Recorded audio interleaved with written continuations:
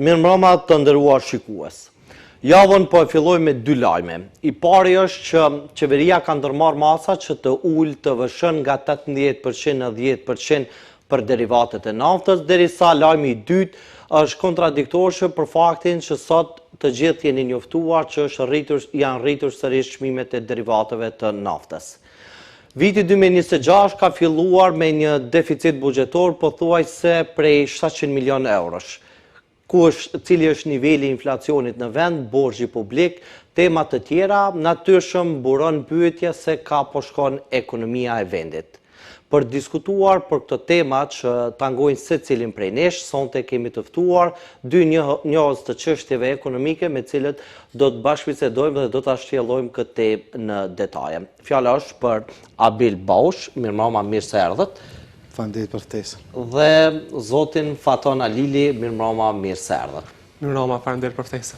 Po filloj me ju, zoti Baush, për çështjen e vendimit të qeverisë me këtë të fundit që është edhe aktuale, uljen e TVSH-s pra nga 18 në 10%. Fillimisht për juve si ekonomist dhe ekspert i kësaj fushë, është masë e duhur që krijon vërtet përparësi dhe lehtëson barrën e qytetarëve, apo është vetëm një masë si përfaqësore apo thënë ndryshe sa për syje faqe që po merren masa në këtë drejtim? Të kemi disa momente shumë interesante këtu.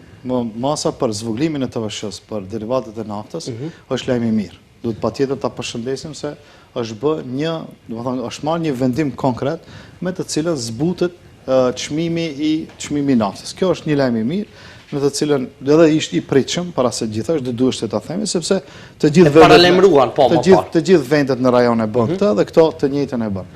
Por ama është një gjë e çuditshme se për 3 javët që kaluan u mundua disi të bëhet një farlloj, si themi, një farlloj të mos bie asnjë vendim për 3 javë dhe disi në një farlloj mjegullie e pronën situatën ekonomike në vendin tonë, saqë nuk diheshte se a do të bihet ky vendim ose jo. Shif, në bazë ligjore. Nëse çmimi i naftës janë 2 lloje të akcizave. Një akcizë është akcizë me të cilën mundet në momentin e caktuar menjëherë të zvoglohet në 3 denar, por në këtë rast kur kemi rritjet enorme të çmimit të naftës, në rastin me Ukraina, Rusia, Ukraina, lufta atëherë e dini. Po, ishte edhe periudha pas pandemike menjëherë. Kjo është edhe një rast tjetër kur shpallim gjendje të jashtëzakonshme, që e bëm këtë sot. Ashtu e di, se shpallam gjendje të jashtëzakonshme, mundemi përsëri të luajmë në këtë pjesën e dytë të zvogëlimit të akcizave. Por lajmi i mirë është se një herë e bën me TVSH, me zvogëlimin e TVSH-s, dhe kjo jep një farlloj zbutje të asaj, si themi ne, asaj psikologjie të cilat ishte të qytetarët tanë, nëse ju kujtohet prej ditës parë. E dini kur filluan ato të bën shpekulim. Unë me Fatoni kemi qenë me një emision kur kemi përmendur për komisionin regulator, kur unë për vete e mendoja se kalkulimi i çmimit të naftës në baza ditore që u soll ishte më mirë, ishte më e përshtatshëm për ekonominë dhe për njerëzit, për arsye se zbuteshte një farlloj rritja e çmimeve dhe masa mirështe shumë më shpejt, sesa ajo në të cilën bëheshte kalkulimi brenda një jave dhe për fat të keq themi kështu, ato më njëherë ndruan ligjet dhe pron një farlloj të asaj pjesës të mjegullisë, të asaj pjesës të shpekulimeve, të cilat na ndodhen në tregun tonë. Sido që tjetë, shifet se këto ndjekin një farlloj politike të cilat e bëjnë edhe vendet tjera të ballkanike, nuk bën diçka senzacionale, diçka të re, diçka të pritshme, diçka që priteshte dhe ishte patjetërsueshme të bëhej. Edhe një gjë duhet ta them këtu, ta themi për arsye se, shihni, kjo nuk bën dëm buxhetit. Ky zvogëlimi i TVSH, sepse e shoh lëviz nëpër kuluare, bisedohet se do të zvoglohen të ardhurat nga TVSH, sepse buxheti i shtetit ton fal TVSH-s dhe rri aty ku është, nuk do të zvoglohen në masë absolute, për arsye se ndoshta do të miren më shumë të holla do të thithen në buxhetin nga qytetarët, sepse çmimi i naftës është i lartë, më i lartë nga asaj që ishte para. Pra, për atë arsye këtu duheshte këto masa fiskale dhe masa pak më ndryshe makroekonomike të miren, ndoshta duheshte edhe pak më shpejt, por ja që është një lajm i mirë që ka ndodhur. Megjithatë, zoti Alili, sipas asaj që kur u plasua ky lajm pra ditën e diel, ajo që u shkon për herë të parë në mendje qytetarëve është se sa para do të kursej nga kjo masë qeveritare. Sipas jush, kjo masë për uljen e akcizës për adikon 24% i bie, a prodhon një kursim tek qytetarët apo në fakt nuk ka kur far impakti?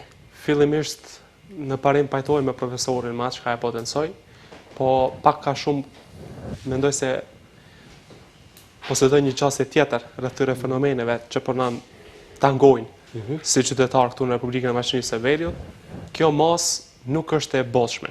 Kjo mas po shfrytëzohet nga pushteti si instrument politik sesa si instrument ekonomik. Jo vetëm kjo mas, të gjitha masat edhe më herët, kur kemi pas kësaj lloj krizash, qoftë në kohën e pandemisë, pastaj edhe në kohën e invazionit që ndodhi mes Rusisë dhe Ukrainës, qytetarët realisht nuk kanë ndje lehtësime deri tek mbushja e xhepit të tyre apo përmirësimi i standardit jetësor. Pse po them këtë? Edhe pyetja jote direkte që ma parashtrove se sa qytetarët do të mund të kursenen apo do të mund të fitonin nga kjo masë. E zëm shembull se një familje mesatare mund të konsumojnë prej 100 dhe 150 litra naftë në muaj. Nëse e shumëzojmë me 3 ose 5 denar për litër, atër kemi të bëjmë një shumë simbolike prej 700 denarës dhe 1000 denar që familja do të mund t'i kursej. Me 1000 denar abedin absolutisht se nuk... Atë që tha edhe profesori paraprakisht, sepse edhe ky kursim nëse para një muajt, do të thotë kanë paguar naftën shumë më lirë. Tash që është rrit çmimi, kjo i bie që a duke këto 1000 denar që e merrni këtë shembull apo nuk duken askund. Duke marrë përballë edhe sot është rrit çmimi. Edhe sot që është rrit çmimi. Edhe tash me këtë zvoglimi prej 8 pikëve në zvoglim të TVSH-s nuk e përmbush përmirësimin e standardit jetësor të qytetarëve. Kjo është gjendje faktike në terren. Kjo më shumë po shërben për ta ndihmuar në aspektin psikologjik një qytetar, sesa me të vërtetë për t'ia përmirësuar xhepin e tij.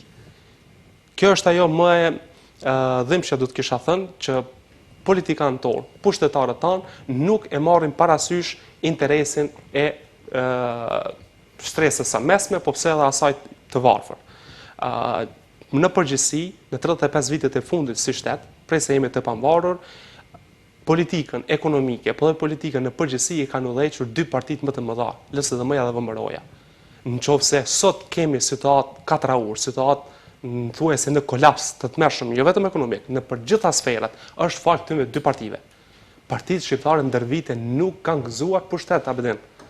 Partitë shqiptare kanë pasur vetëm pushtet simbolik sa përsye faqe për të na përmbushur disa interese edhe pse ka pasur momente të caktuar që shqiptarët kanë udhëhequr edhe me ekonominë edhe me financat. Abedin kanë udhëhequr vetëm në aspektin figurativ, për ta pasur emrin dhe mbiemër si drejtuesi një dikasteri të veçantë, ndërsa sa i përket vendimmarrjes për ta deleguar një politik, një ideologji, një kauzë drejt përmirësimit të jetës së qytetarëve, pse jo edhe shqiptarëve, asnjë parti shqiptare ndër vite nuk e ka ndihmuar këtë aspekt. Edhe me profesorin kemi qenë në shumë emisione bashkë, po herë jemi pajtuar, herë jo, unë qytetarët i daj në 2 dimensione. Qytetarët e Maqedonas dhe qytetarët shqiptarë. Nëse qytetarët Maqedonas kanë këto të njëjta parafërsisht këto të njëjta fenomene ose këto të njëjta problematika, qytetarët shqiptarë ballafaqohen me 2 fish me probleme më të mëdha. Kjo edhe njerë po potencioj është fal politikës së gabueshme të gjithë spektrit politik ndër vite, po dhe këtij të tanishmit. Dakor. Megjithatë kur po flasim për një masë që duhet vinë në situata të jashtëzakonshme dhe kur mirret me vonesë, a i bie kjo që shtetit tonë i mungojnë planet afatgjate dhe reformat e duhura fiskale për sa i përket menaxhimit në situata të këtilla? Do të lidhem këtu. Shtetit tonë i mungon politika reformuese, politika zhvillimore prej formimit të tij deri sot. Tash në aspektin historik, po më shti të mendoj në aspektin e dekadeve, nuk mendoj për... Në retrospektiv. Në retrospektiv, po shka dhe po e bazojat historikun e formimit, prej formimit shtetit deri tash, dhe shimnim, ndarja e kapitalit shtetit, në atë kohë atë kapitalit përbashkët që ka qenë atjerë, atë nuk është dashur si duhet, nuk po flas tash në aspektin vetëm etnik, po në aspektin edhe regional nuk është dashur. Më thonë ashtu si duhet konkretisht, direkt, krejt etj. Mandej, ne kaluam me një fazë kur na ndodhen disa fenomene të çuditshme financiare të tipit piramidat në ndodhen. Këto e mandej në ndodhen edhe luftra, edhe konflikte, edhe rreth neve ka pas një stabilitet madh. Kemi pas embargo edhe prej Greqis, kemi pas mandej embargo ka pas edhe Serbia nga ana tjetër e përmenda me kas për arsye se ekonomia jonë është varë çdo herë nga ajo pjesa binomit e fqiut tonë verior, fal asaj sot pa ka ndru kjo, por ama ekonomia jonë nuk ka pas një vizion qartë se ku ne shkojmë, çfarë ekonomi ne duam. Tash, ne jemi si një farë ekonomi gjysmë e hapur dhe një ekonomi gjysmë e mbyllur. Dikush do thotë tash çfarë do të thotë çfarë kupton ki, për arsye se kështu ne kemi një ekonomi të kontrolluar mirë brenda, për arsye se i shifni, domethënë, lëvizjen e çmimeve sa shpejt ndodh nëpër markete dhe sa shpejt ndodh nëpër vende të tjera, të cilat nuk mund aq shpejt të ndikohen nga rritja e çmimit të naftës. Ishte tjetër, ajo lufta e 2022-shit, kriza e 2021-shit e tjera. Sot kemi një krizë tjetër, një krizë që ka ndodhur edhe vitin e 70 të shekullit të kaluar, na ka ndodhur njëjta, nëse ju kujtohet edhe kur ishte 2010 ose 2009, na ka ndodhur një krizë e njëjtë në xhirin persik, kështu, e njëjta ndodhi.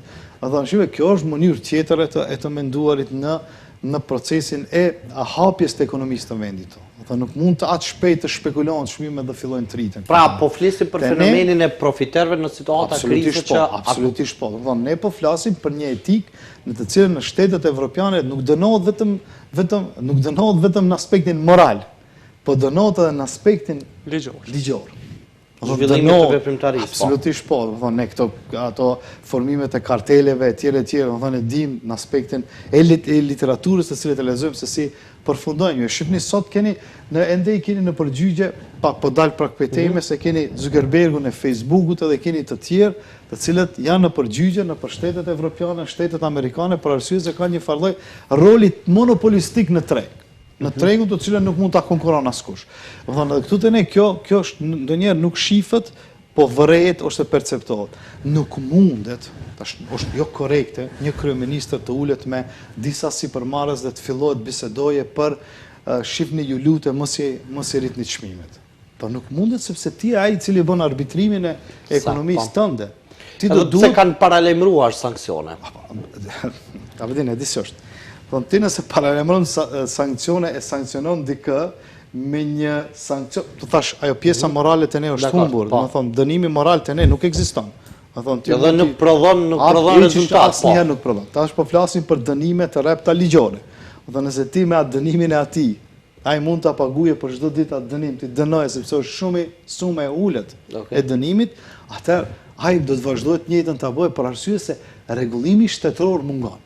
Shive, edhe për atë na shtyhet kjo pjesa e spekulimeve. Shive, edhe në studio, ne që flasim për ekonomi, të cilët jemi të brengosur këtë pjesën ekonomike, mundohemi të jemi sa më të matur që mos ta ndezim pjesën e shpekulimeve.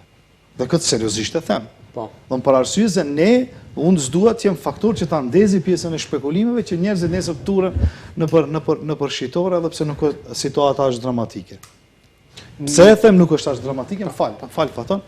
A di pse e them këtë? Sepse, shive, po do të rriten shpenzimet dhe këtë ne nuk e themi se janë zvoglu, përkundër do të rriten shpenzimet, ne nuk do dalim më të lumtur nga ky konflikt, sepse ne hende do ta shohim ato aftershokat se do të na vinë tash. Edhe po që se sot ndalet lufta atje në xhirin persik, ne mbas 3-4 jave do t'i durojmë pasojat e asaj krize, sepse ne nuk jemi ata të cilët e bëjmë politikën ekonomike globale.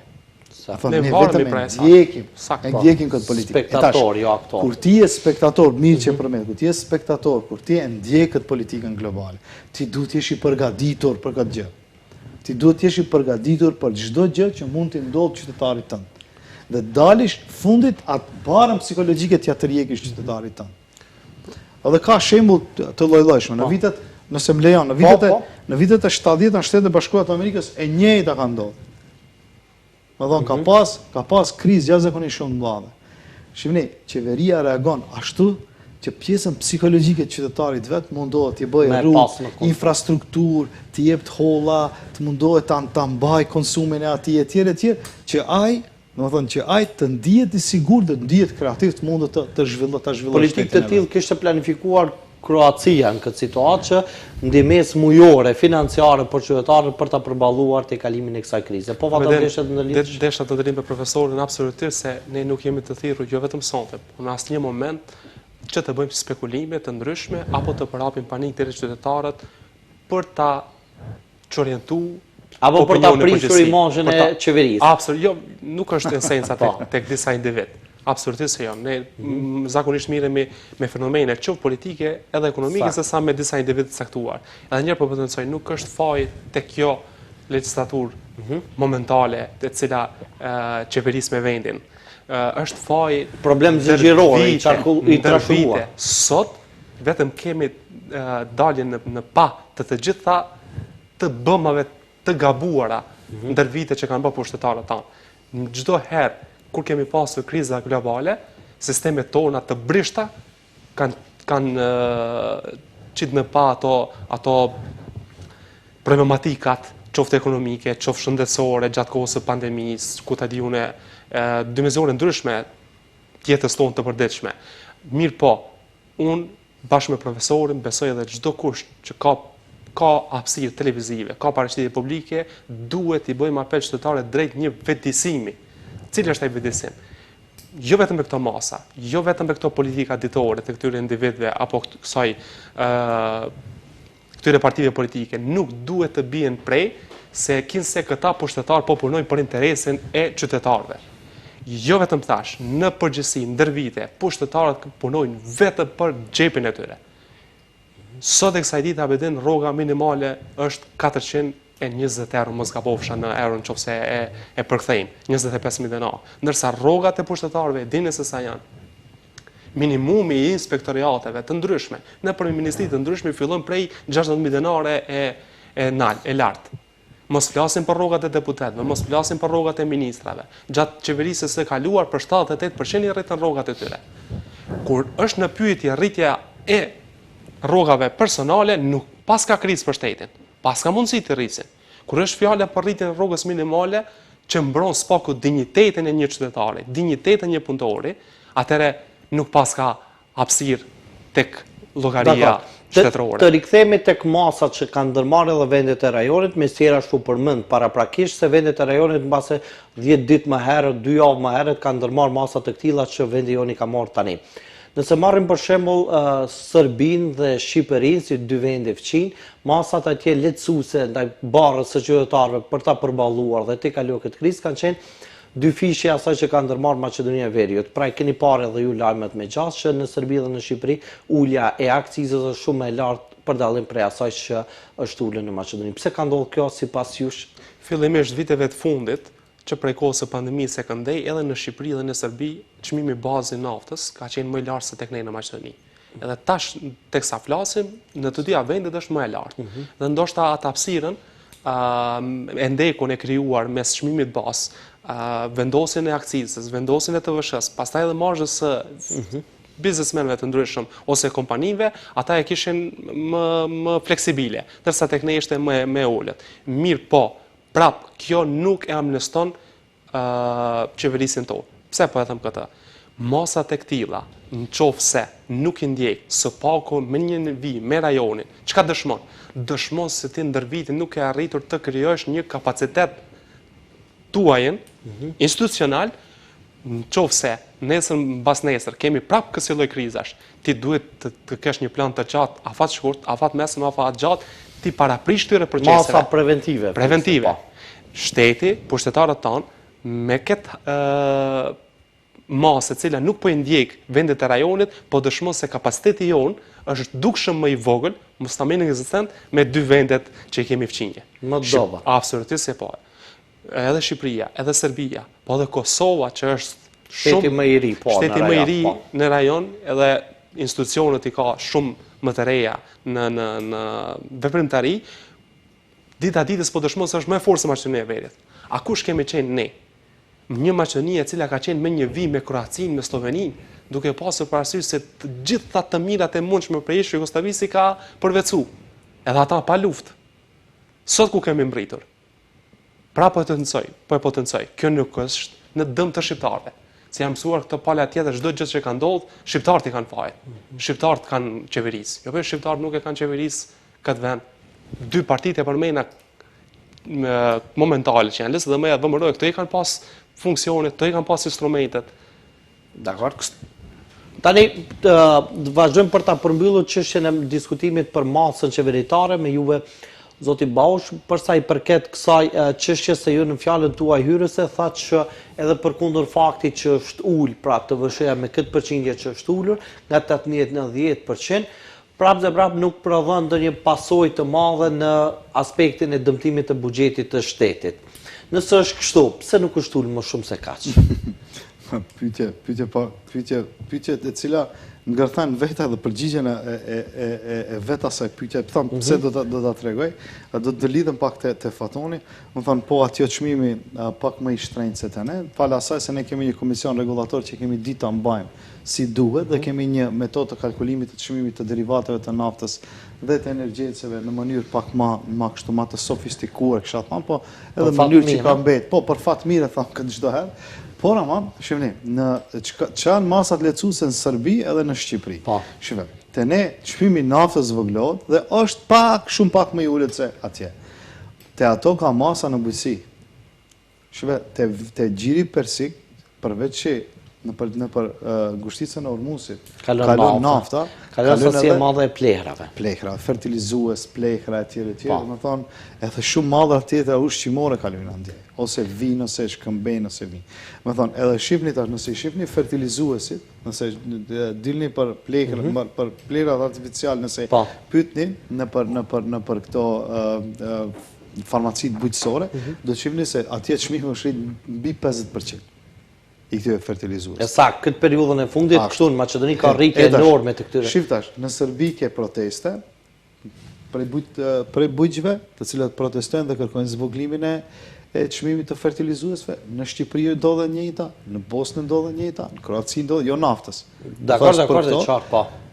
Në periudhën kur janë më të nevojshme fertilizuesit, të në kërkush nuk flet. O, ne miremi me derivat, e pa tjetër sueshme ishte të zvoglohen akcizat dhe derivatet e naftë. Do duheshte. Për presionit. Do duheshte edhe presioni, edhe nëse i mbani do tjetë. E tash, këthejmi ta pyetja cila ka vetë përgjigjen e vetë. Mbushet vetë buxheti me ato para të cilët janë të marra. Do thonë vetë buxheti, edhe më shumë para të riqen, po këto para të riqen nga qytetarët. Kupton, do të thonë qytetarët kanë më pak para që të rrisin ekonominë e vendit e shtetit tonë. Tash parat ngelen më shumë te shteti. Tash shteti duhet të menaxhoj, ka dy role do duhet ketë shteti, edhe të rrisë ekonominë, edhe të ditë menaxhoj këto parat pak më mirë. Të aty ku duhet të vendose. E tash lidhemi te që do të Fatoni, 30 vjet jeti me një situatë kur ti nuk din të menaxhosh këtë holla. Do thonë edhe këtu të lind dyshimi se si do ta bëjnë këtë punë.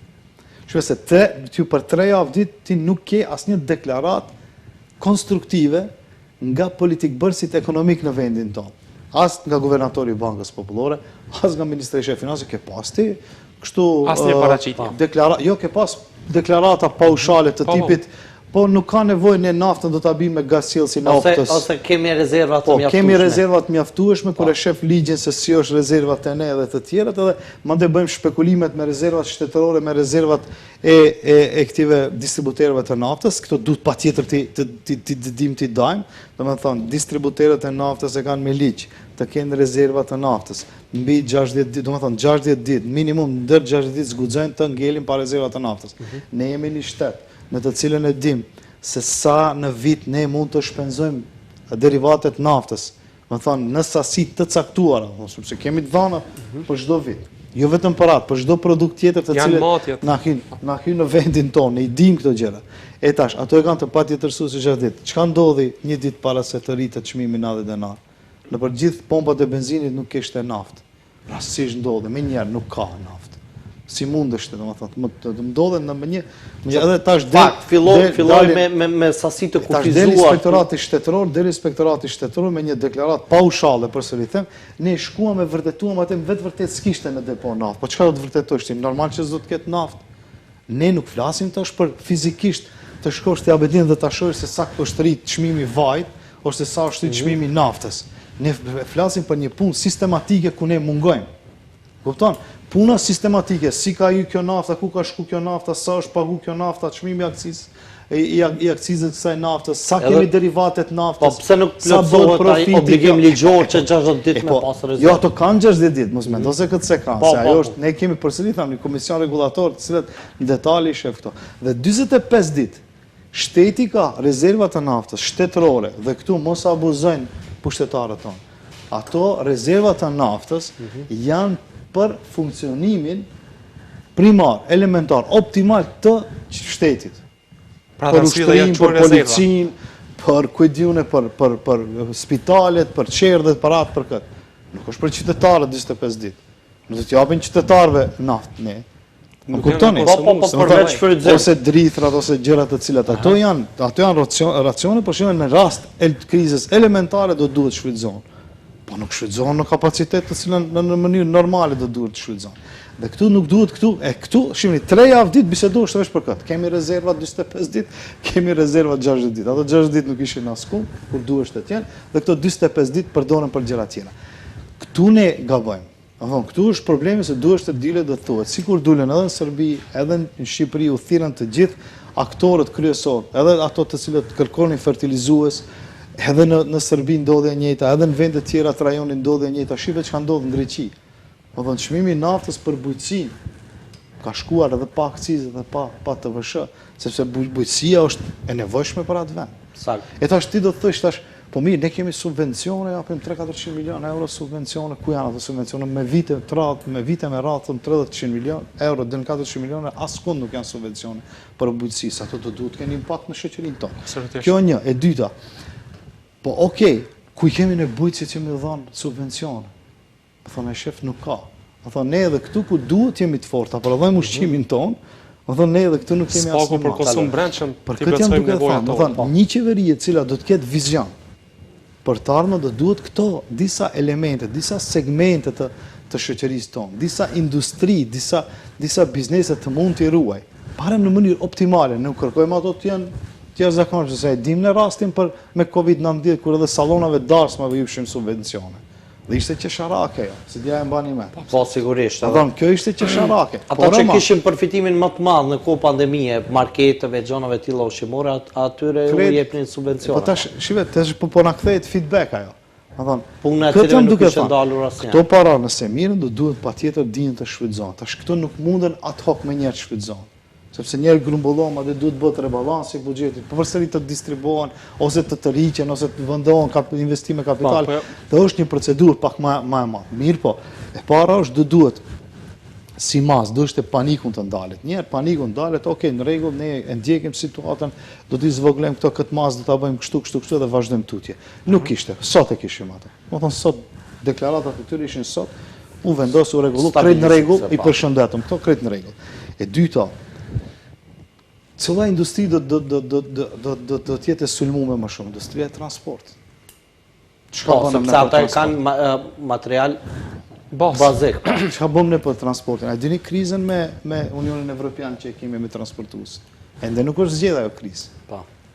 Këtu kemi një krizë. Ata ka pasur edhe protesta masive. Ajo procedurë tjetër, mirë po, aty ke krizë. Tash ti ke krizë brenda në Shkup, ke për shembull krizë, nuk ke transport publik urban, si duhet. Edhe këtu kemi pas krizë, me transportuesit privat, po. Ja, 45 ditë kemi naftë. Që një situatë hipotetike, më falni që flasë në mënyrë hipotetike, po themi, në një scenario. Ne duam në qytetin e Shkupit të gjithë njerëzit se tha ministrin t'i parkojnë, kryeministri tha t'i parkojnë veturat. Po i parkojmë krejt veturat, do të solidarizohemi gjithë, po të kemi si që shkojmë pite pika A të pika B, se ne pa tjetër do të punojmë. Më thonë, gjenerojme të ardhura në ekonomi. Si do të shkojmë prej të pika A, pika B, kur s'kemi transport urban. Me imagjinat. A sheftash. Më thonë, në çfarë situatë jemi ne? Ne po flasim për një krizë e cila është zakonisht shumë e madhe. E tash ti nuk ke mënyra si ta amortizosh. Apo edhe problematika tjera. Këtë shumë problematika. Më thonë, ti nuk... Shive, krizat e 70-ave që kanë ndodhur në Unionin Evropian kanë prodhuar transport publik, urban, ndërurban dhe ekurudha. Ajo që s'ka pas atje ekurudha. Ose rrugë të shpejta e tjere. Po ato kanë prodhuar këtë. Edhe tash nuk kanë problemet mëdhoja. Për arsye se kanë Jo metro, jo kanë trenet shpejta e tjere tjere, kanë mënyra alternative të cilat i bartë njerëzit, po është ma e shtrenjtë, po është një alternativë të cilat ti mund ta kontrollojsh ekonominë në situatë. Jo për ta diskutuar këtë çështje që e ngriti profesori mjaft me rëndësi sa i përket heshtjes dhe pasivizimit të bujqve tanë. A kemi bujq apo nuk kemi, ose nëse i kemi pse janë pasiv në këtë drejtje, përsa i përket kësaj krize. Derisa në vendet e rajonit pra bujqit protestojnë, çfarë bëjnë bujqit në Maqedoninë e Veriut? Jo vetëm bujqet a vedin, në përgjithësi shtresat... Sepse është çështje shumë e rëndësishme e ngritur si pyetje që vërtet është diskutuar shumë pak për këtë. Klasat e ndryshme në këtë shtet, duke fillu prej bujqet i fillove. Unë tash po filloj prej blegtorëve, prej punëtorëve që punojnë në industritë e rëndë, asaj të lehtë, e ku ta diunë në për gjitha digasteret që janë të punësuar, edhe administratën pse jo, e cila e kemi mjaft bollshme me gati 140.000-150.000 punësuar. I gjithë shteti, i gjithë niveli jon i shoqënisë është në heshtje. Unë këtë nuk po mund ta kuptoj. Ja këta pushtetarët ta ndër vite e kanë shtirë frikën në pas drejt tek qytetarët për ta pasur në këtë heshtje nuk ka ndonjë çështë zgjidhje. Nga ana tjetër abedin, ne nuk jemi qytetar të varfër sepse nuk punojmë. Ne jemi qytetar të varfër sepse dikush aty lart është duke keq përdorur me mjete financiare. Ose mos ta banalizoj mbak më shumë këtë fjali, është duke vjedhur, duke keq përdorur me këto mjetet tona financiare. Çdo vit Maqedonia e Veriut e shpëton ekonominë e vet duke marrë borxhe të reja. Nëse mirret borxhi për ndonjë pikë të caktuar, e përmendë profesori për bujqet, 300 milion, 400 milion. Pse edhe për këtë borxhin e fundit tash e do e marrin. Edhe nëse ka impakt, vlerë të shtuar deri tek qytetarët, deri tek popullata, atëherë ai borxh është i mirëpritur, jo vetëm ai. Në shuma më të mëdha, në shuma më të vlefshme, por gjitha borxhet tek ne miren për t'i mbuluar pagat, për t'i rrit pensionet, për t'a shtu administratën e në kohë zgjedhje të vlej për pojena politik, thënë më ndryshe për konkretizim të votës. Për atë arsye Maqedonia e Veriut merr borxhe. As edhe me këtë borxhin e fundit prej kreditës hungareze, që është duke marrë.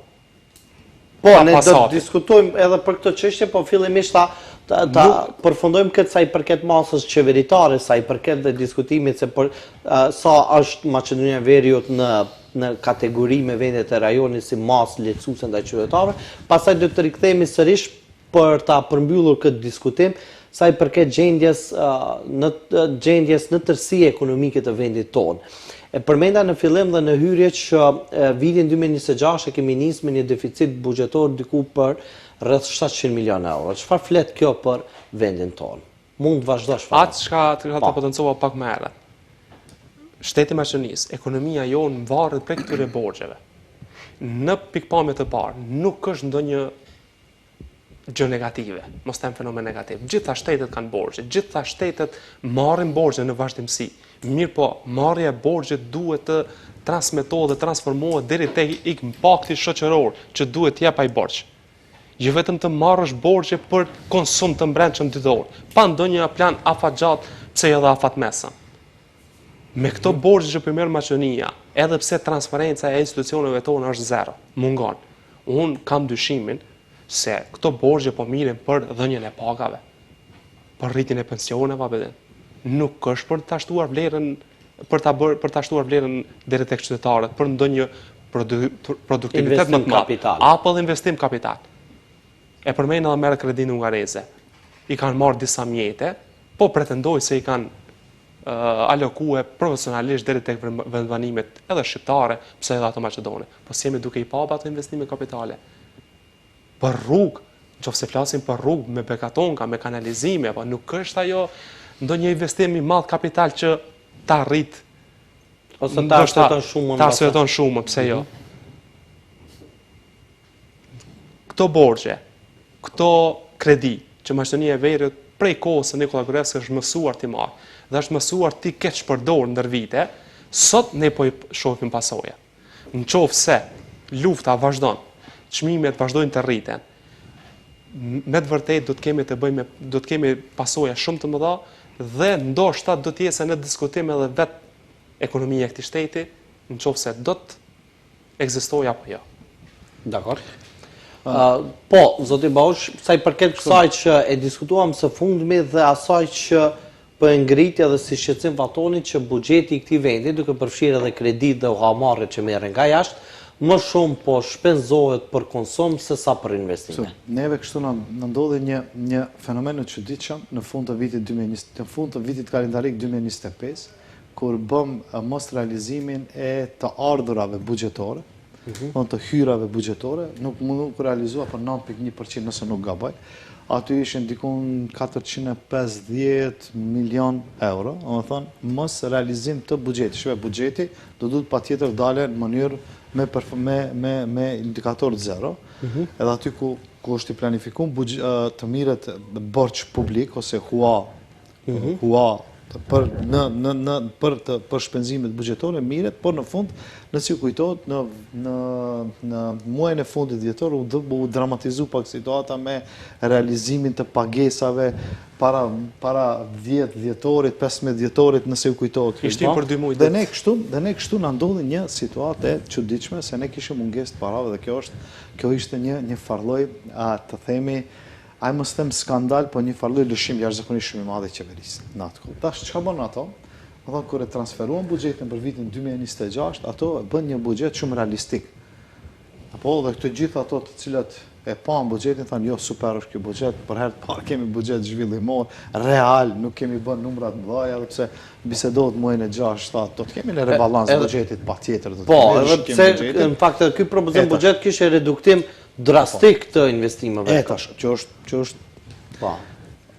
Që është edhe zhvillimor, edhe reduktim të investimeve. Të lidhemi në pyetjen e parë që e tha, pse ne kemi ekonominë e tillë, por ashtu se ne nuk planifikojmë në mënyrë reale. Nëse ti planifikon në mënyrë reale, me indikator të realta, atëherë do të kesh edhe ekonomi të reale. Me thonë, me këtë buxhet ne mund të kemi, unë kam thënë, edhe rrimbas asaj qëndroj, me 3% rritje ekonomike të buxhetit, në kushte normale nuk kemi nevojë për qeveri. Administratën kemi të mjaftueshme, e bën punën e vet. Ose ne kapacitet me këto performanca të buxhetit ne mund të bëjmë rritje ekonomike në kushte normale deri në 4%. Sepse ne nuk kemi këtë inflacion. Jo, tham në kushte normale, pa inflacion, pa asgjë. Do të thonë 4%. Pse? Sepse kapaciteti i ekonomisë së Maqedonisë, së Velët është ky. Ky është punësueshmëria, këtu janë investimet kapitale, kjo është industria, kjo është e gjitha. Kaq. Për atë arsye ekzistojnë qeveria dhe politikat zhvillimore të qeverisë që të arrisin performancën e qeverisë. Si bëhet rritja? Bëhet me atë që do të investohet në disa sektor, të cilën në mënyrë kreative do të fillosh të sjellësh të ardhura në buxhet. A ndodhi të njëjtën e bënit Shqipëria? A investon Shqipëria në infrastrukturë? Kemi rritje ekonomike në Shqipëri. Për këtë kemi rritje ekonomike në Shqipëri. Të njëjtën e bën Serbia, do thonë këto investojnë në disa sektore dhe vetëm ande ekonomia ju gjeneron rritje ekonomike. Të kthehemi te 700 milionësh. Do këto 450 milion mandej patjetër duhet të transferohen në këtë vit. Edhe në momenti kur këtë vit ne duhet të kthejmë 1.3 miliard euro buxhet ose hua, edhe kjo nuk është dramatike. Nuk është dramatike sepse merr prej këtu buxhet, merr atje hua, ja kthejnë këtu etj. Kompenzon. Më e keq është se ne marrim me çfarë çmimi marrim këto kredi. Kupton? Çmimin e kthimit, interesin e kthimit. Sa e kemi interesin ne këtu? Nëse ne kemi interesin 3.5%, 4%, a e ki rritjen ekonomike 2%, 2.5%, 2.9%. Çfarë rritje ekonomike ti ke? Nuk ka. Edhe pse kështu nuk matet, domethënë të jemi korrekt, kështu ne nuk mund ta shohim Është baza. Domethënë, por ama, ti shifet çfarë është logjika këtu. Domethënë, nëse ti huatet tua i merr për investime në shpenzime operative të tipit pensione, paga dhe gjëra të tjera, ti nuk ke gjenerim të ekonomisë. Shqipni, ne kemi disa investime kapitale që na ndodhin në vendin tonë dhe është ndalë puna, nuk e di sa jeni të informuar, sepse domethënë si medium, do të patjetër e di se i ndjekni këto gjëra. Domethënë korridori 8 unë sa e di ngec. Edhe pse ka pas deklarata nga zëvendës ministra e transportit, Zonja Zekolle, e cila ka deklaruar që si pasojë e mungesës së pagave për disa të punësuar, puna vazhdon dhe nuk është ndarë për këtë projekt. Domethënë shive, nëse ti të përgjysmohet puna, se domethënë kjo është informata, nëse përgjysmohet puna, përgjysmohet edhe arritja e deadline-it, timingut të përfundimit të korridorit të 2029. Pasojmë penaltit. Edhe ne, le që do të paguajmë penalti, po ekonomia e stagnon ose vonon procesi i zhvillimit. Gjithë ato të cilat miren në vendin tonë, gjithë ato gjërat të cilat janë gjeneruar në vendin tonë, tash nuk miren. Edhe kështu ke problem. Ti ke një autoban, autostradë, si duhesh thënë, prej Kërçovës deri në Orë që bëhet se disa vjet. Nga viti 2011 ka filluar. E tash përfundimisht do të mbarohet, tash i japim prioritet ti japim prioritet, këtij tjetrit nuk japim prioritet, domethënë nëse ti ngatrohesh me prioritetet e tua, investimet e huaja nuk vijnë te ti. Ti domethënë, është investimet janë unë ne tharë në ligjëratat tona, investimet janë nisur si lepuri. Domethënë në momentin që ndjek frikën hik, nuk vjen ai te ti. Edhe në këtë situatë ku ne mund të rjekim, investimet huaja. Për arsye se të gjithë investimet evropiane të rriqen dhe bien në Evropë, ne asnjë investim nuk marrim këtu. Për arsye se nuk kemi infrastrukturë të mjaftueshme, jo vetëm rrugore, kur thamë infrastrukturë, edhe juridike, edhe sistematike, edhe financiare. Edhe pse zonat e lira ekonomike ekzistojnë dhe janë të shpërndara në territorin. Zonat ekonomike të ne nuk prodhojnë shumë vlerë ekonomike për vendin. A që do duhet të prodhojnë? Jo, ashtu janë të parapam ato. Po. Më thonë, ti nuk ke shumë... Për t'i lecuar, për t'i krijuar teren të përshtatshëm investitorëve tuaj. Shqipëria nuk ka zona ekonomike. Ti i jep zonë ekonomike, një fabrike në të cilën i jep kushte jashtëzakonisht mira dhe ti nuk merr përveç kontributeve të punëtorëve. Prapë është e mirë, profesor. Mirë është ajo sepse haunë mund të marrësh teknologji për aty. Ato në të vinë. Mbase me zbutë edhe nivelin e papunësisë. Absolutisht po. Edhe mëson teknologjia, çdo gjë është në rregull. Por ama ti duhet të krijosh diçka tjetër në vendin tonë, duhet të mundosh të krijosh platformë të përshtatshme për bizneset vogla në vendin tonë, për konkurrenshmëri, për të ri duhet të konkurrosh. Si kanë programe të mira, nuk thash që nuk kanë nxjerr disa programe. Po, me mbështet financiarisht. Ama kjo nuk është e mjaftueshme nëse ti e lishon në një terren ku ai mund të zhduket më njëherë. Kupton? E tash për atë arsye, tash borxhet do të vazhdojnë të mire, do të grumbullohen borxhet, por ato për fat keq nuk do të gjenerojnë, nuk do të prodhojnë vlerë ekonomike. Po, Mesira shfaton përmendje paraprakisht çështjen e kredisë hungareze prej 200 milionë euro që është marrë dhe me qëllimin kryesor për të shpërndarë edhe në nivel lokal në komunët e vendit. Ne gati do thotë janë bërë më shumë se 100 ditë kur kemi dalë edhe nga zgjedhjet lokale. Ajo që është ngritur edhe si dilemë në opinionin publik ka qarkulluar pyetja, mbasi ka pasur edhe deklarata nga politikan, marr shembull nga kjo studio, zoti Taravari ka deklaruar që nga kjo kredi hungareze 200 milionë euro nuk ka përfituar asnjë kompani shqiptare. Pse ndodh kjo? Fillimisht, Abedin përmenda pak më herët transparenca, sa i përket shpërndarjes së kredisë hungareze është zero.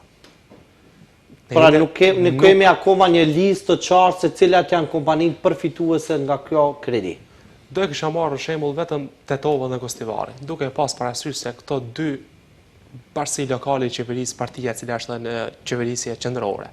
Vetëm në këto dyja, sigurisht është më e privilegjuar dhe nëse këto dy komune nuk përfitojnë, atëherë cilat komuna do të kishin dashur të përfitojnë tek rajonet shqiptare e kam theksin. Nëse këto dy komuna ende kësaj dite e potencohet i 100 ditë mbas zgjedhjeve lokale, nuk kanë treguar me dhënat konkrete, me dhënat sakta, se ja, 10 milion, 20 milion, ku të di unë ndonjë shifër më konkrete, i kemi përvetësu dhe i kemi investu në këto rajone, në këto investime kapitale, në këtë ngritje të standardit infrastrukturore, jetësore të qytetarët, atëherë çka presim ne? Kjo kredia hungareze në pikpamjen time, prej se e ka bërë publike Kristian Mickovski, pa e pyetur askënd, as taborin politik shqiptar, pas partinë e vet, le të dyshoj se është marrë me të njëjtin qëllim, me të njëjtën peshë, për t'i kryer pagesat institucionale. Pra po të nësoj, rrogat, pagat, rritjen e pensioneve, dhe ndoshta tek e tuk ndonjë lëmosh deri tek subvencione ndryshme, tek disa biznese ose tek disa qytetarë. Vetëm e vetëm për përfitimin e poenave politik. Nuk vazhdohet më kësaj me borxhe, mire potencoj profesori, kur borxhin shumë lehtë mund ta përvetësosh ta marrësh. Po pa e ditur mirë modelin ekonomik se me çfarë të drejte ose me çfarë kushte do e rikthesh borxhin, atëherë është e kot. Modeli ekonomik në përgjithësi në mashtrimit e veriut ka dështuar. Konsumi i brendshëm është rritur, pagat mbesin të njëjta, ne shpenzojmë për sende të kota dhe në cilën do soaz, në cilën do prizëm, qofse e shes situatën, nuk mund të gjesh asgjë pozitive. Jo vetëm unë dhe profesorit që po mund tash të flasim shumë lirë sepse nuk jemi në ekzekutiv. Po të dhënat, faktet, argumentet, po na shpiren deri te këto prononcime, deri te këto konkluza. Asnjëherë më shumë se sa sot vendit tonë nuk faktikisht i duhet një unitet i gjithanshëm politik mes pozitës dhe opozitës, mes profesorëve nderuar, mes disa ekspertëve ekonomik, të bëhen bashkë të dalin me konkluza si ta përballojmë këtë situatë. Çka po shohim ne? Ne shohim çdo ditë partinë opozitare e cila del dhe tregon keqpërdorimet qeveritare. Partia në qeveri tregon të bëmat e para 5-6 viteve të partisë opozitare të tanishme, ndërsa bloku politik shqiptar, pozitë dhe opozitë, as që bëjnë pjesë në për këto diskutime. Ja, akuza tilla mbase ka edhe në blokun shqiptar, edhe pushtet opozitë, ka luftë që mbase është edhe natyrshme me pas. Megjithatë, të garantoj, po, prej se ka fillu lufta, po edhe para luftës, as një debat mirëfillt, qoftë në parlament, qoftë në për komisione, qoftë në për studio televizive, nuk mund ta gjes mes pozitës dhe opozitës shqiptare sa i përket standardet jetësor, ekonomik, shëndetësor, arsimor. Po, për shembull, ja, nëse po merr shembull që ja unë po e përmendi nëse e ke fokusin tek standardi jetësor, e ke deputetin opozitar Zeid Rexhepi, i cili vazhdimisht flet nga foltorja e Kuvendit përsa i përket të rritjes së pagave të qytetarëve dhe përgjendjen aktuale të qytetarëve. Megjithatë, mos ta zhvendosim debatin përsa i përket mungesës së debatit në kampin shqiptar, po të ngelim tek ajo që është nga aspekti ekonomik për atë cilin jeni edhe këtu. Inflacioni aktual është 2.9%. Sipas Bankës Popullore të Maqedonisë së Veriut është planifikuar që brenda vitit këtë vit që jemi të ulet në 2.5%. Inflacioni sot është në kontroll të plot apo është rrezik? Nëse miren si të vërteta këto fakte dhe argumente, edhe pse ndoshta ka dyshime, është për të përshëndetur. Realisht është inflacion, as inflacion s'do të kisha dashur ta potencoj, sepse është i kontrolluar dhe as një efekt negativ afat shkurt, afat mesëm, pse jo afat gjatë nuk ka kjo inflacioni. Po edhe nëse kemi të ardhmen ndonjë rritje të inflacionit në 4%, një 5% që kemi pasur më herët, nuk parashef ndonjë çudi. Se jo çdo herë inflacioni është gjësen negativ, të cilën duhet ta shqetësojë institucionet tona edhe Bankën Popullore. Mirë po, çdo herë, prapë vetëncoj, duhet kese plan konkret se si të menaxhojnë me resurset në përgjithësi. Qoftë me inflacionin, qoftë me të ardhurat publike, qoftë me investimet kapitale, qoftë me produktivitetin e brendshëm. Me gjitha këto modele ekonomike duhet të kese plan program të qartë, dhe të vijen në kontroll. Nuk kam diçka tjetër. Mes tjerash, edhe përkundër që Vatori po flet me optimizëm për sa i përket nivelit të inflacionit në vend, por a ka rrezik që kjo ekonomi me këtë gjendje që jemi sot të kalojnë në stagflacion? Një pyetje kur më kanë bë para 5 viteve ishte një raport për Bankës Botërore kur fillova ta lexoj më seriozisht. Mirë mbajmë bashkë pas pandemisë. Maqedonisi shkruante se është në rrezikun që të vijë në atë pjesën e stagflacionit dhe stagflacioni është një situatë jashtëzakonisht shumë e rëndë për një vend. Dhe kështu nëse më lejon me disa fjalë të shkurtra edhe për ta shkelluar me thjeshtësi. Stagflacioni është kur në të ngërthehet inflacioni si rritje të çmimeve të produkteve, domethënë tash rritja e çmimeve të produkteve. Që kjo po ndodh, do të thotë këtë kush po e plotësoj. Rritja e çmimeve të produkteve tash ta shpjegojmë në inflacioni mund të matet në dy mënyra e mund të vijë në dy mënyra, me rritjen ofertës, për arsye se kërkesa e shtyn ofertën, ka më shumë para, më shumë përgjegjësi, kemi rritje ekonomike atë që tha Fatoni, inflacioni nuk është ndonjëherë edhe i keq, është edhe mirë dhe kemi inflacion. Dhe pjesa e dytë që të neve na ndodhi është për arsye se kemi, rritje të shpenzimeve të ofertës. Dhe kjo është pak problematike për arsye se për ta bërë një produkt atëherë do duhet të shpenzosh më shumë para dhe kjo në momenti kur kërkesa nuk ka para.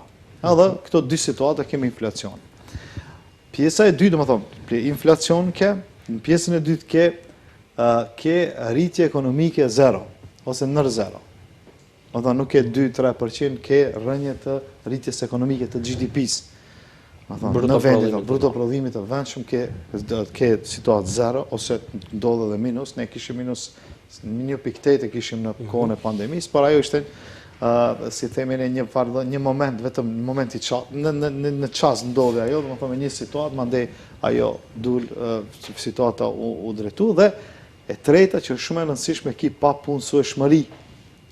Fillon të bie punësueshmëria, pa punësueshmëria, sepse kur ke inflacion, ke edhe punësueshmëri. Kërkesa shumë e madhe, ke njerëz që punojnë, dhe tash inflacionit i mundesh gjesh dy mënyra. Ose të fillosh të reduktosh punësueshmërinë, ta bësh pa punësueshmërinë që ta ndalish inflacionin, ose mënyra tjera me politikë monetare tjera politikë fiskale. Nga ana tjetër, nëse këto tre elemente paraqiten në vend, ke një farë lloj problem të madh të stagflacionit.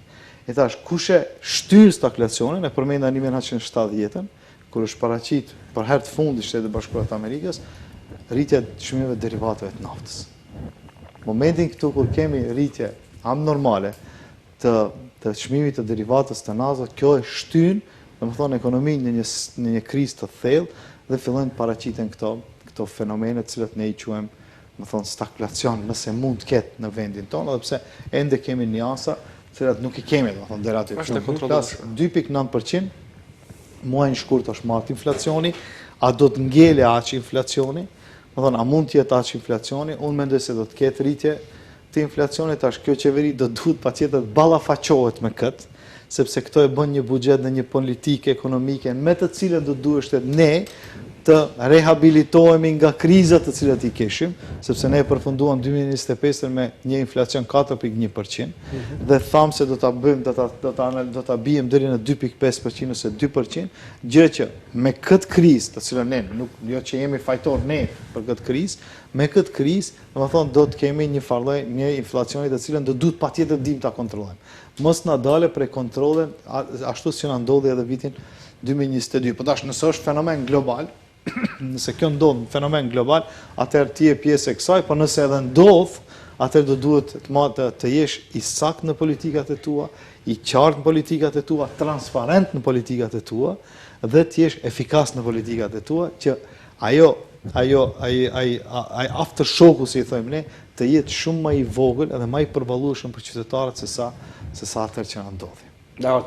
Kur jemi tek borxhi publik, sa ndikon niveli i borxhit publik në uljen apo në fakt në besueshmërinë e kreditorëve ndërkombëtar?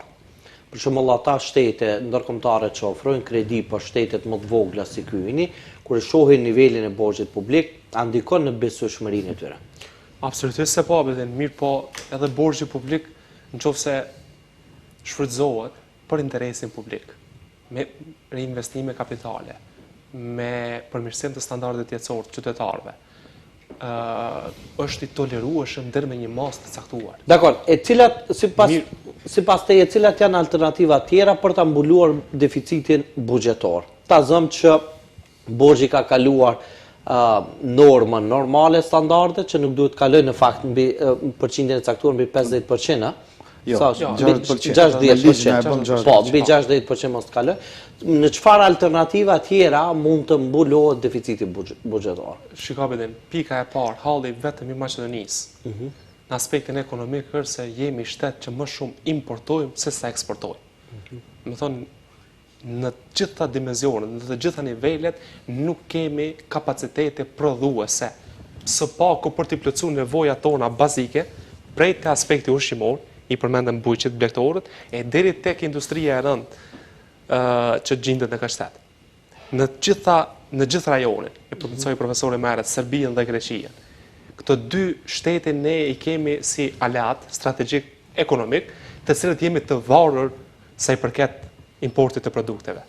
Në qoftë se shteti, pushtetarët tanë dëshirojnë ta ulin deficitin buxhetor, ti ulin shpenzimet publike, ose të rikthejnë me investime drejt për drejta kapitalit të qytetarët, duhet të fillojnë të mendojnë për politika konkrete, me plane konkrete, si ta rrisin produktivitetin e brendshëm, si ti stimulojnë bujqet, si ti japin subvencionet të ndryshme.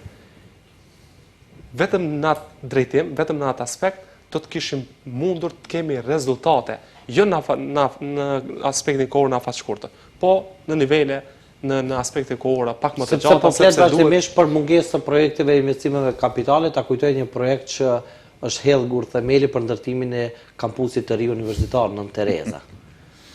Se ke parti këtë investim? Po ne do jemi gjallë, dhe do i shohim për sa do të qasne. Nuk e dima do të jemi gjallë, po. Po shpresoj se do të jemi tash. Gjitha investimet kapitale në këtë shtet, po sidomos tek rajonet shqiptare, jemi mësuar të zgjasin me vite. E përmendje korridorin 8 për vitit 2011 ka filluar. Mbase korridori 8 është çështje që është më tepër edhe projekt ndërkombëtar dhe është strategji. Nëse largohet kjo qeveri vjen në një qeveri tjetër, do i ndryshojë prapse politikat ditore. Po do të shohim. Kreditin, sepse jemi krejt në fund edhe për ta ne kemi përmbylluar. ratingun kreditor, thash të rikujtojmë për kreditin, ratingu kreditor i vendit tonë është BBB minus, simbas standard edhe pursit.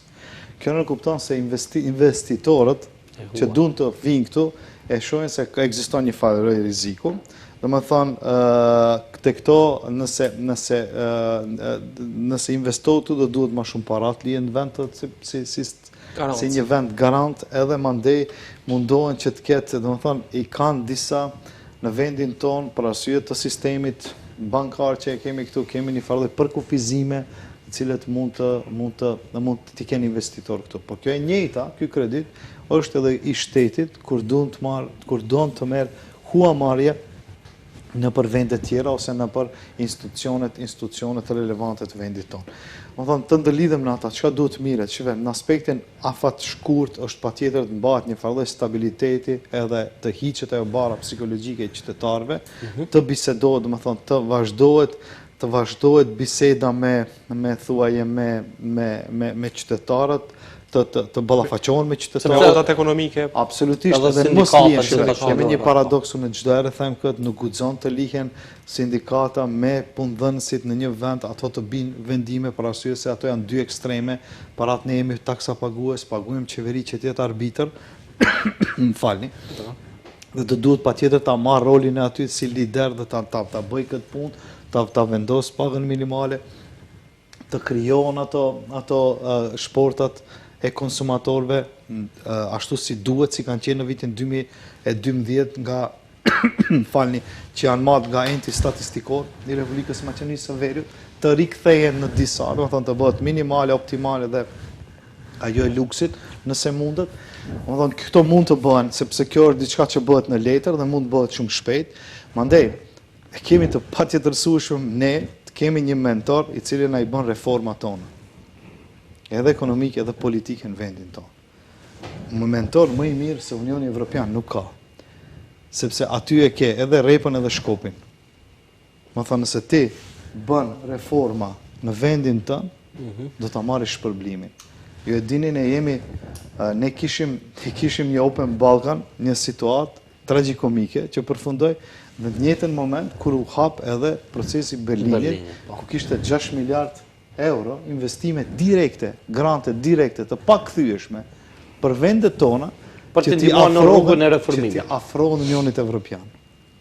Edhe çka ndodhi, domethënë janë shfrytzuar ato të holla, për fat të keq nuk shfrytzuan për arsye se domethënë kam një fallë droje se vetë politikbërësit tonë nuk kanë dëshirë të afrohen dhe të jenë njerëz të cilët reformohen në bazë të kërkesave të cilat i ka Unioni Evropian. Që ndikon edhe në mos realizimin e vetë buxhetit të brendshëm, po si pasojë mungesave të projekteve. Jo shive, po këtë ta them. Sepse edhe i partfondet kur ofrohen, shumica e tyre kthehen mbrapsht për shkak të mungesës së projekteve konkrete.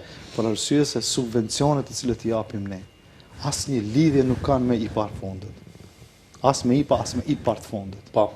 Më thonë, shive, Unioni Evropian ti nuk mund të bësh keqbërje ti keqpërdorim të parave të bësh. Edhe këto i shfrytëzon atë aspektin tjetër, subvencionet e bujqësisë i bëjnë atë aspektin tjetër. Nëse ti këto i harmonizon të hyra, të më thonë, paratet tua, investimet tua, me ato të Unionit Evropian, impaktit të tjetë shumë më i madh. Sese pa tjetër ti duhet të kesh kofinansim të çdo projektit evropian. Ato nuk kërkojnë thjesht 100% kofinansuesi i ative, po edhe shteti jetë kofinansuesi i disa projekteve. Nëse kjo ndodh, atëherë ti tregohesh si partner kredibil në realizimin e këtyre reformave. Edhe ne të kjo nuk ndodh. Jemi krejt në fund dhe për ta përmbyllur. A mund të ndikoj, apo a mund të jetë promotor kriza ekonomike, mos menaxhimi i krizës ekonomike që vendin ta dërgoj në zgjedhje të parakohshme parlamentare? Absolutisht se po. Jo vetëm kriza globale, e cila po pasqyrohet tek ne në të gjitha dimensionet, po edhe kriza e brendshme, institucionale, në mungesë të projekteve konkrete, në mungesë të llogaridhënies së përgjithshme, qoftë në pushtetin lokal edhe pushtetin qendror, pres që do të kemi zgjedhjet e parakohshme dhe ata me shumë shpejt. Kur them shumë shpejt, në qershor do të kese... Të fatone ka për qefi me folë më shumë edhe për politikë. Sigurisht, Abeden, po politika është shumë e ngërthyme me ekonomi dhe nuk mund të flasim vetëm për statistika, kur... Dy procese që rrugtojnë bashkërisht. Mesjerash ju, zoti Bahush, përmendet edhe çështjen e ribalancit të buxhetit që me do e mos duhet të ndodh. Në fakt kur do ndodh ky ribalans, nëse vërtet vërehet një boshllok i madh ekonomik i buxhetit brenda vendit, a mund të çojë kjo pra në zgjedhjet të parakohshme brenda vendit? Ne buxhet të destabilizon këtë. Ne rebalans buxhetit kemi bërë çdo herë, sepse s'di mirë planifikojmë edhe mandej kur vjen muaji i 6-7, bëjmë rishikim buxhetit, domethënë kjo nuk vlen, ajo nuk vlen, edhe e përmend edhe disa investime të cilat do të bëhen te ne, që nuk janë në buxhet, që ndoshta kur do të rishikohet do të futen në buxhet, që asnjëherë nuk kanë ndodhur, s'do të ndodhë. Sepse keni qenë shumë kritik ndaj propozimit buxhetit vitit 2026. Jam kritik për arsye se dini si, domethënë unë kërkoj me numra edhe në mënyrë të dokumentuar të paraqitet të gjithë mjetet në dokumentin ekzistues më të rëndësishëm të vendit ton, të vendit ton që quhet buxheti. Do thonë të gjithë paratë të cilat duhet shpenzohen prej arkët shtetit futen në buxhet, nuk mundesh jashtë asaj. Është mandej keqpërdorimi i atyre, po nuk mundet, do thonë nuk edhe kur nuk i ke ato, nuk i shef se ekzistojnë atje, atëherë mandej të lind dyshimi se a do të bëhen a nuk bëhen këto. Po hajde këtë e hjeki. Pse them se nuk është e rëndësishme, nëse bëhet në rishikimin, nëse në rishikimin tash kështu për një tregues.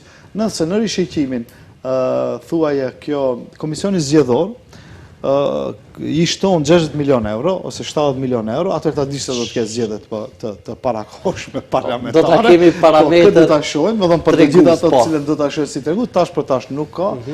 Po kështu një lutje, na thonë te ne zgjedhjet e fundit parlamentare treguan se njerëzit dëshirojnë ta masin pjesën ekonomike të partive politike. Te Maqedonia se kjo ndodh.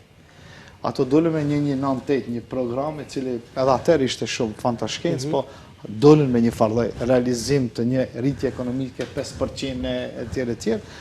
Dhe nga ana tjetër nuk ishin, kurse te partitë politike, të bloku politik shqiptar, nuk ka seriozitet në krijimin e politikave ekonomike.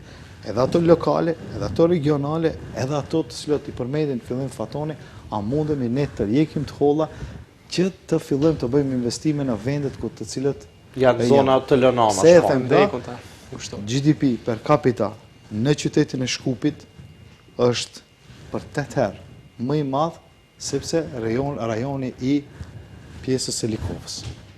Thonë, a jetojmë në një shtet. Hendek i madh shumë. Po. Thonë, tash nëse kjo, ne kishim një ligj jashtëzakonisht shumë të mirë, ligji ekziston ende, ligji për barazi lokale, për zhvillim të barabartë lokal. Nëse kjo mundohen tonë të dalin me platformat sakta, me projekte të mira. Në fakt është fuqizuar ky ligj ku buxheti është ndarë në bazë të zonave që janë impakt. Tash më për kokë banore. Pa marrë parasysh, domethënë, pa marrë parasysh, nëse dalin saktësisht me dhëna me projekte të sakta se si mund të mirën buxhetet, se buxheti nuk ndrohet me amandmande në minutat e fundit, në sekundat e fundit, pa ajo bëhet nëpër ministrinë, për institucionet adekuate, aty mund të rishikohen disa gjëra të vogla. Nëse këtë fillojnë ta kuptojnë partitë politike shqiptare, mendoj se do duhet edhe këtë ta vlesën edhe qytetarët fundja fundit. Nuk po ja japim fare fjalën Fatonit për partitë politike shqiptare, se me gjallë do t'jetë edhe më kritik. Faleminderit për prezencën tuaj, këtu përfundon koha e diskutimit që zhvilluam sot, ishte kënaqësi. Faleminderit gjithashtu. Faleminderit shikues të nderuar për vëmendjen tuaj dhe deri në takimet tona të radhës, mirëmbëjtje.